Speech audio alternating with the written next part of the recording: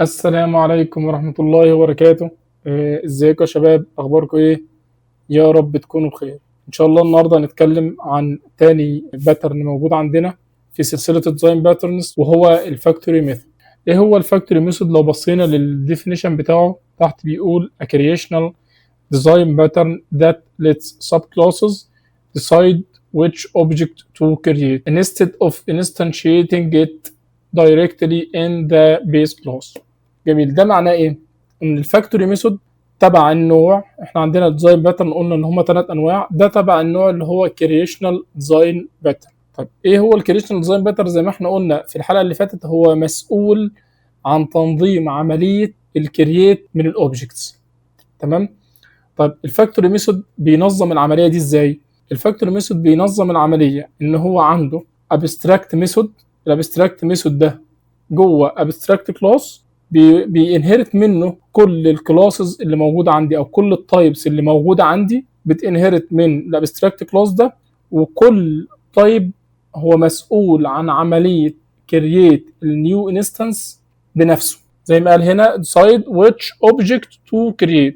طب لو بصينا تحت قال لك each subclass overrides the create transport. هنا لو احنا بصينا هنا الكلاينت بيطلب من اللوجيستيك كلاس، يقول له انا عاوز مثلا وليكن اي تايب من التايبس اللي موجود عندي، اللي هو التراك او الشيب او البلان. احنا عندنا هنا زي تكمله للدرس اللي فات، عندنا اللي هو اللوجيستيك سيستم، فعندنا الشحن عن طريق التراك والشيب والبلين والاير بلين.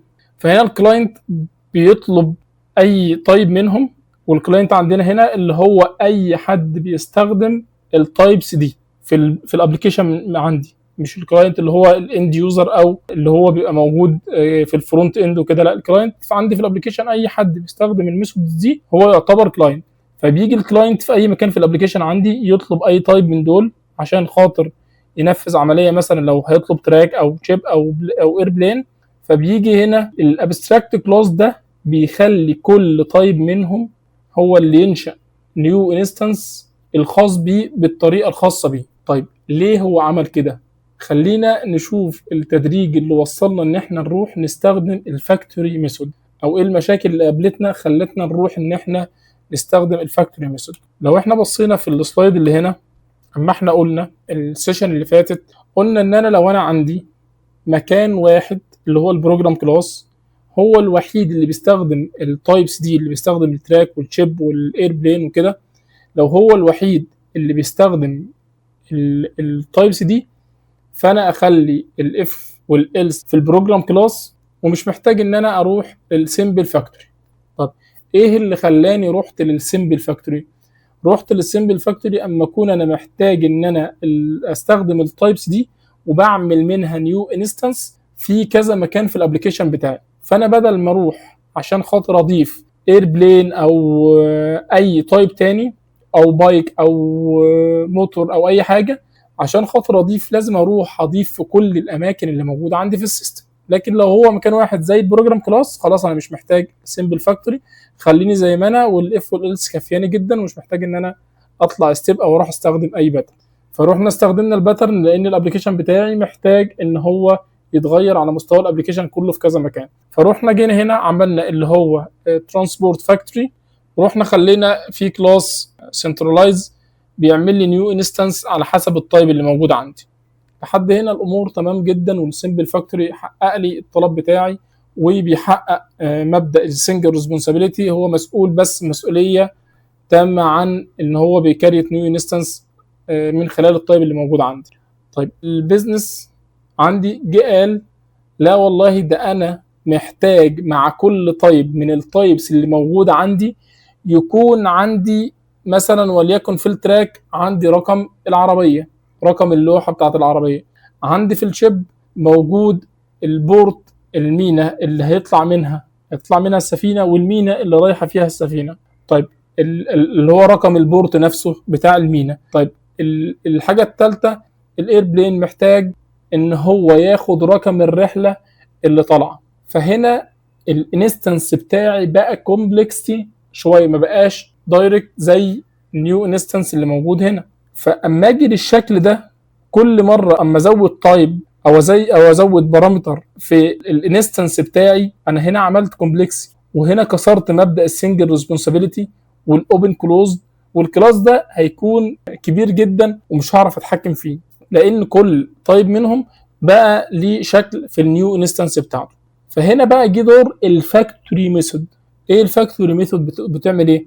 زي ما احنا شفنا الشكل اللي هنا، قلنا ان هنا في ابستراكت كلاس، في ابستراكت ميثود، وكلهم بينهرتوا منه. زي هنا كده اللوجيستيك، الابستراكت كلاس اللي هو لوجيستكس ده فيه ابستراكت ميثود اللي هي الفاكتوري ميثود، بتعمل كرييت ترانسبورت، دي اللي بتنشئ كرييت لكل تايب الانستنس بتاعه. فجيت هنا للروت لوجيستيك، عملت انهيرت من اللوجيستيك واديته التايب اللي هو النمبر او ايا كان، مثلا البورت او الرقم العربيه او رقم البورت بتاع السفينه او ايا كان. وجيت هنا رحت عملت ريتيرن نيو انستنس على حسب البارامترز اللي موجوده عندي، زادت قلت، كل تايب منهم بيروح يعمل الانستنس الخاصه بيه. فعشان الموضوع يوضح معانا بشكل اكبر، خلينا نشوف المثال اللي معانا عشان خاطر نشوف الرؤيه كامله. انا هنا في المثال عندي التراك، عندي فيه البليت نمبر، وعندي هنا الشيب، في عندي البورت كود، في عندي البلين، في عندي الفلايت نمبر. طيب هنا وضع الانستنس او الاوبجكت من كل تايب منهم او من كل طريقه شحن فيهم اختلفت، لان محتاج في الكونستراكتور عندي محتاج ان انا اديله مثلا فلايت نمبر او بليت نمبر او اللي هو البورت كود. طيب هنا انا بقى عشان خاطر استخدم الفاكتوري ميثود، المفروض اجي هنا اقول له لوجيستكس، اجي هنا كده، اجي هنا اقول له public abstract class، اجي هنا اقول له public void plan delivery، اجي هنا بس اقول له public abstract I transport، وده هيكون عندي الفاكتوري ميثود. اقول له create transport. طيب جميل جدا. اجي هنا بقى اقول له الاي ترانسبورت، اقول له ترانسبورت equal create transport، هنا create transport. طيب جميل جدا. اجي هنا اقول له create transport، اجي هنا اقول له transport dot delivery، هنا بس عشان تبقى واضحة اقول له console dot write line، واجي هنا اقول له transport created using factory method. طيب جميل جدا لحد هنا. انا هنا عملت الفاكتوري ميثود بتاعتي اللي كل الكلاسز اللي موجوده عندي، كل تايب موجود عندي هينهرت من الابستراكت كلاس ده، وهينفذ الكرييت ترانسبورت او يعمل نيو انستنس بنفسه، كل واحد هيعمل نيو انستنس بنفسه. طيب خلينا هنا نيجي كده عشان خاطر نفصلهم، اقول له هنا كده فاكتوري، خلينا نجيب اللوجيستيك هنا كده. طيب تمام. هنا هاجي اقول له انا عندي في حاجه اسمها رود لوجيستيك،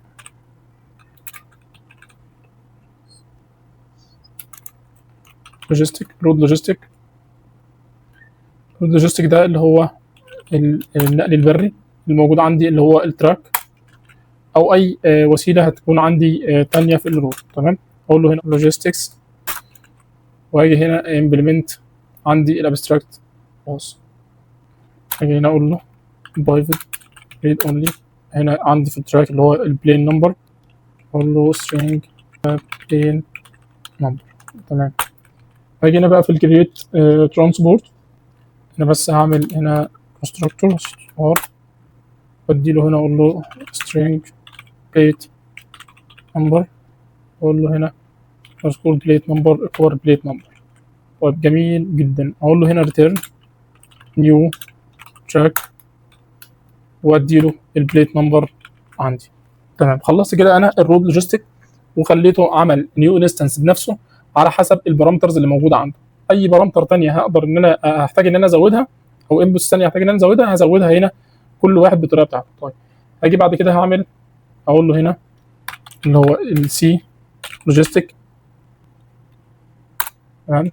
اجي هنا برضو، خلينا عشان خاطر الناس ما تتضايقش ان الفيديو يبقى طويل، خلينا ناخد نفس الكود ده كده في السي لوجيستيك، واجي هنا اخده بيست، بس هنا هيبقى سي لوجيستيك. تمام. هنا هيبقى اندرسكور بورت كود، وهنا البورت كود. طيب جميل جدا. هنا بقى اللي هنا برضه هاخد البورت كود، بس هنا السي هيبقى الشيب. ممتاز جدا، بس الشيب انت هيبقى انت. طيب الحاجه الثالثه هتكون ايه؟ هيكون عندي ثالث حاجه اللي هو الاير لوجيستيك. الاير لوجيستيك هاجي هنا اقول لوجيستكس. جميل جدا. هنا انا خليت كل واحد منهم ان هو ينشئ النيو انستنس بتاعته الخاصه بيه بنفسه. طيب جميل. اجي هنا الاير، اخد نفس الكود، اعمل بس الكونستراكتور من الاير لوجيستيك، واجي هنا في هنا الفلايت نمبر، ناخد هنا الفلايت نمبر، اخده هنا كده فلايت نمبر فلايت نمبر.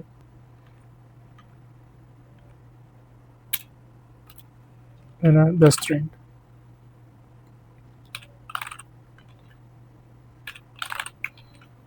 طيب هنا جميل. هنا بس البلين هنا انا فصلت كل واحد عندي اللوجيستيك اللي هو الفاكتوري ميثود اللي موجود عندي، عملت انهيرت من كل طيب موجود عندي، وخليته يعمل هو النيو انستنس الخاصه بيه بنفسه. تمام. خلينا عشان خاطر الناس ما تزهقش بان انا بطول في الكود، انا جهزت كود كده اللي هو فاكتوري ميثود، وانا شلت الكود ده خليته هنا، عملت كنترول في. تمام. فالكود اللي هنا عندي خلينا هنا قلت له لوجيستكس لوجيستيك، عملت منه فاريبل اسمه لوجيستكس. لو هو انبوت رود، خليني هنا اعمل لي خليه يديني البلين بتاعه، ويعمل لي نيو انستنس من اللوجيستيك او من الرود لوجيستيك. تمام. وهنا كمان قلت له لو هو سي او هو اير، خليني كل واحد يروح يعمل عن طريق الاير لوجيستيك اللي هو النيو انستنس الخاصه بيه. فخلينا نرن الكود كده. لو انا بصيت هنا كده على الاوتبوت اللي طلع لي، لو انا اخترت هنا رود، جه قال لي طلع لي البلين نمبر، اديته 3 4، طلع لي هنا قال لي كرييتد يوزنج فاكتوري ميثود، واداني اليوزنج بلين بتاعي. طب لو انا قلت له اير، هيحتاج مني الفلايت نمبر، هديله مثلا الفلايت نمبر ده. طيب في حد هيجي يقول لي انا هنا برضو حصلت معايا مشكله، ان هنا برضو في البروجرام كلاس، ان اي كلاس هيبقى موجود عندي هيحتاج ان هو كل مره يضيف الالس والاف. هنا بقى انا حبيت ان انا اجيب المثال ده بالذات عشان خاطر ان انا استخدم الفاكتوري ميثود، وفي نفس الوقت استخدم السمبل فاكتوري، الاثنين مع بعض في نفس الحاله. خلينا برضه عشان خاطر الوقت، فلو انا جيت هنا عملت كلاس، قلت له والله انا عاوز هنا كلاس اسمه، عملت كلاس اسمه لوجيستيك فاكتوري. تمام. الكلاس اللي اسمه لوجيستيك فاكتوري ده برضه الكود بتاعه جاهز. جيت هنا في لوجيستيك فاكتوري، ورحت هنا واخده كوبي بيست هنا، بس الرود لوجيستيك، وهنا الانت ده انتجر، واقول له انت دوت بارس. طيب ممتاز جدا. انا هنا خليت هنا الكرييت روت، خليته ان هو يطلع لي ده ويروح يعمل كرييت للرود لوجيستيك اللي موجود عندي، اللي هو كل واحد بالطريقه الخاصه بيه. وجيت هنا عملت سمبل فاكتوري عشان خاطر اخلي الكلاس بتاعي سنترلايز، عشان خاطر اروح انشئ بطريقه واحده وتبقى مكان واحد. فانا هنا جمعت بين السمبل فاكتوري، لان انا اللي موجود دلوقتي عندي تايب، كل تايب بيجي لي، لو جالي تراك، لو جالي شيب، لو جالي بلين، بروح اعمل نيو انستنس بالطريقه اللي انا محتاجها لكل تايب. كل تايب محتاج بارامترز معينه، بروح انشئها بيه. وفي نفس الوقت اخترت وفي نفس الوقت استخدمت السمبل فاكتوري. فلما اجي هنا في البروجرام كلاس، لما اجي هنا في البروجرام كلاس، نفس الكود اللي موجود عندي، بدل ده استخدم ده كده، اعمل له بس uncomment.